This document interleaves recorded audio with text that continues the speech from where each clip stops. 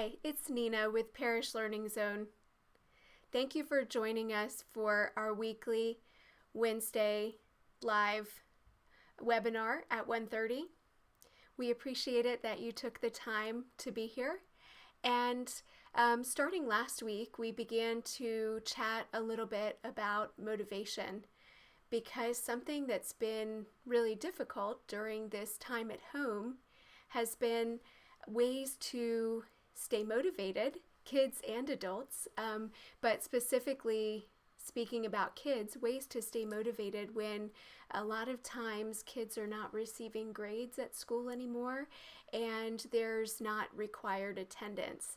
So parents and students are struggling with how to stay motivated, and it's especially difficult when parents are working and they feel like they're doing multiple jobs around the house with maintaining a household that's full and being the new home educator of their children.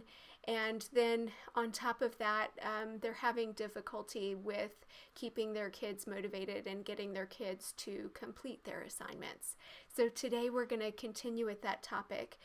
Last week we left off talking about baby steps. So little steps that you can take to work towards building up, helping your child to build up motivation. And so today we're going to discuss specifically one of those baby steps, which is creating a to-do list. And I've designed this video so that it would be beneficial for any age of student. And at the end, we're going to show some examples of to-do lists. We'll show two examples, one for a younger student and one for a, upper elementary and beyond student. So I hope that you find the tips today beneficial. And again, thank you for joining us. And we're just going to go right into it. There tend to be two reasons why adults and students, why we all are sometimes not successful with our to-do lists and the things that we set out to do. The first reason is that when we set out to do something or when we put it on a to-do list, it's not specific enough. So we need to focus on getting those items very specific, and there's several ways that you can do that, and you can assist your child in being able to do that. And if you haven't already, before you sit down to do a to-do list, you should think about what your goals are. So you should have your child brainstorm what their goals are. And so these should be your big picture goals for the year or the next several years. Because if you have a bunch of items on your to-do list and they don't have anything to do with goals that you have, it's going to be really hard to get motivated. But it's also hard without a plan to accomplish goals, because it's nice to set goals, it's a good practice, but the only way to achieve goals is to have actionable steps. So after you've set your goals, you want to make sure that you have clear steps to work toward each goal. And these clear steps to work towards the goal are what are going to make up your to-do list. So you have the larger goal, and then you have the steps leading up to that goal. Those are the things that you need to do in order to reach the goal. So if you haven't, before you sit down to do a to-do list, if your child doesn't have goals that they're working towards, both personal and academic goals, because I think you should have both, right? And both should show up on your to-do list. That would be the first step. And then the next step is to take those goals that you made and turn them into things that you can do on a daily basis to work towards those goals, steps that you can take. And then your to-do list should reflect those steps.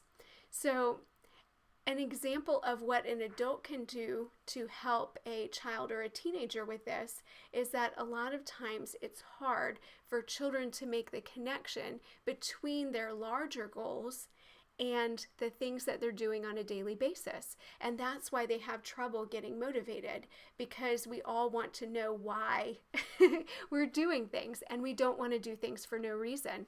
So sometimes work starts to feel like busy work if we don't know the why of why we're doing it. So kids want to know why, just like we want to know why.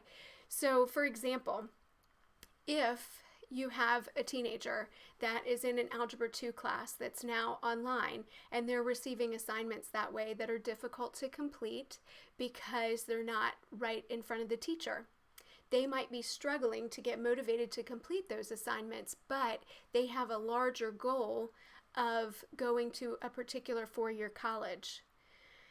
So what the parent can do is help the student to connect what they're doing on a day-to-day basis with that larger goal. Obviously, for most four-year colleges, you're going to have to take the SAT.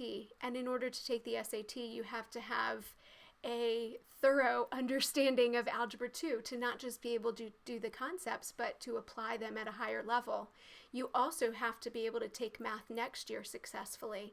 And in order to do that, even if you're not getting grades right now, you need to understand the concepts right now, because math builds upon each other. So sometimes relating our day-to-day work to our larger goals is really helpful, and having those goals right in front of us, even on the to-do list, not as the to-do list items, but as a reminder or somewhere where you can see them every day, is helpful.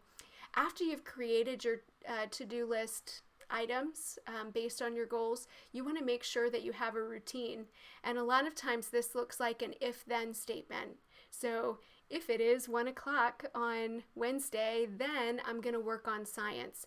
And routines are what allow you, they're the process. So any of us that are, that are working or that have been in a management role or have put systems into place know that it's nice to have a goal, but in order for it to be accomplished, you need to implement a process. And routines provide that process for a student. So once you sit down, you have your child sit down and make the goal and write out the to-do list items together, then they need to come up with a process. And we'll talk about the process more next week when we focus more on a schedule. But the to-do list and thinking about the process is the first step. And then you want to make sure that your items that you're putting on your to-do list are actually possible to complete. So they should be clear and specific. If you have a larger project, you need to go through the steps working backwards. What is it going to take to actually complete this project? What are the different steps that I need to do? And each step should have a deadline. If you're studying, you need to look at how much time you have and come up with specific tasks that you can do. Today I am going to go on Blackboard and look at the crossword puzzles that my teacher has given me, and I'm going to complete the crossword puzzles for Chapter 1 and Chapter 2. Today I'm going to take my terms and I'm going to put them on Quizlet so that I can study them using the practice test and the flashcards. There needs to be a specific task for each day so that it's possible to complete it. If you just write down something like study, that's not helpful in a to-do list. And a lot of times students don't know to be more specific, and even adults. So it's impossible to actually do that item on the to-do list. The second reason that we often don't accomplish the things that we put on our to-do list is distractions. So we have every intention of doing these things, and then life is all around us. And this is especially true at home. And this is true for adults and it's true for kids. And sometimes what we think of distractions is not what ends up actually being a distraction for us. It's not always a negative thing. So it's helpful to sit down with your student and have them brainstorm what are some possible things or ways that I could be distracted from doing these things that I want to do.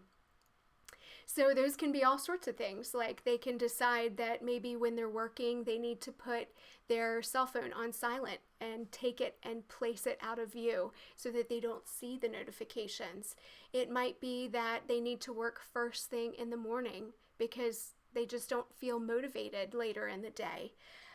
Or it may be that at a particular time there's a lot going on in the house, and they're positive things that your kid really wants to participate in with you. And so that's not a good time to do schoolwork.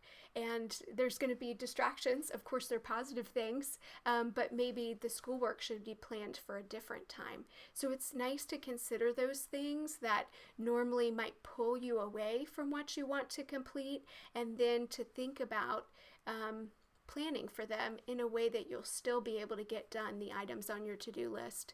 You want to create priorities so that the top 1 or 2, or at the very most 3 things out of, I would say for a student, especially a younger student, focusing on about 5 items, academic items, or even total items for a really young student. And you want those top 2 items to be your priorities, things that are both important and urgent and they need to get done today. So you're going to complete those items first. And you prioritize by deciding what is most important to get done, and usually urgency also plays a role in that, because you need to get it done because the deadline is approaching, or you need to complete that step in order to continue to progress towards an approaching deadline. The last consideration that you might want to take in creating a to-do list is managing your time. A lot of times I suggest that next to a to-do list item, or before you make a schedule, you have your student look at the item that they've put on their to-do list and estimate how much time it's going to take. And you'll get better at this the more that you practice. And we do this for several reasons. And we'll talk more next time about how to use that estimated time. But there's several reasons to do this. One reason to estimate the time is so that you can schedule the time. Another reason to estimate the time is if you happen to get distracted easily. There are methods that you can use to time your tasks, and you need to know how to put a task into a certain block of time in order to use those methods. The third reason to time a task, it might be because you have the tendency to be a perfectionist, and it's hard to get things done within a reasonable amount of time. So we also have students that are just going to check it over and agonize over it, and they're going to have a hard time turning something in, and everything is going to be so stressful because they're trying to make it perfect. And setting a time to do something and a time limit where at the end you turn it in can help to eventually break some of those tendencies where you're still doing high quality work, but you're not having to make it so perfect that it never gets done.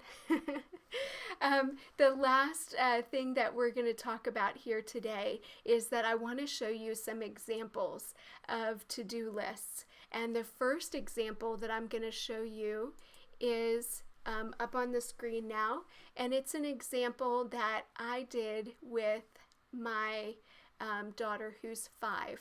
So if you couldn't tell already from this talk and the one last week, I think that kids should be in charge of making their own to-do list. So this is not something that the parent should do for them. So even younger students can do this. Students who are in pre-K or kindergarten or early elementary, or students who may need some modifications due to learning differences, can create a picture to-do list.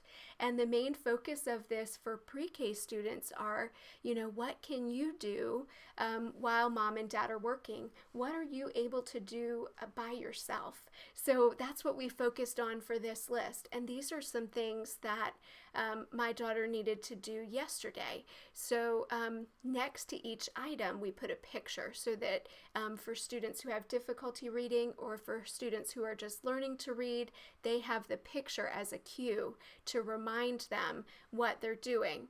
And then they also can use something like the voice typing in Google Drive, which is under Tools, to put the words beside it all by themselves. They just voice it in and it types.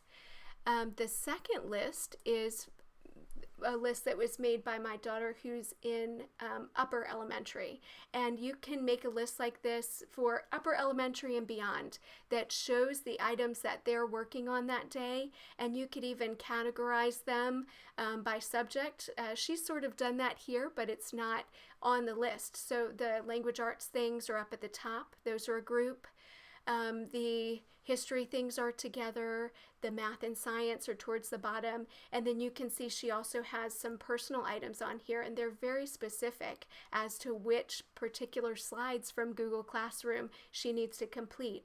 And at this age, a student can do this all by themselves usually, but if they're struggling, the parent can sit with them and help them to take all of the tasks off of Google Classroom and say, what do you need to do today? And then the student can make the list on their own based on, what they need to actually get done today. So the parent is in a supportive role and the student is doing the list by themselves. I appreciate you tuning in today. Thank you so much for joining us. You can check out our blog on Parish Learning Zone for some more tips and some specific information on how to create a to-do list. There's a little write-up there. Please join us again next Wednesday at 1:30.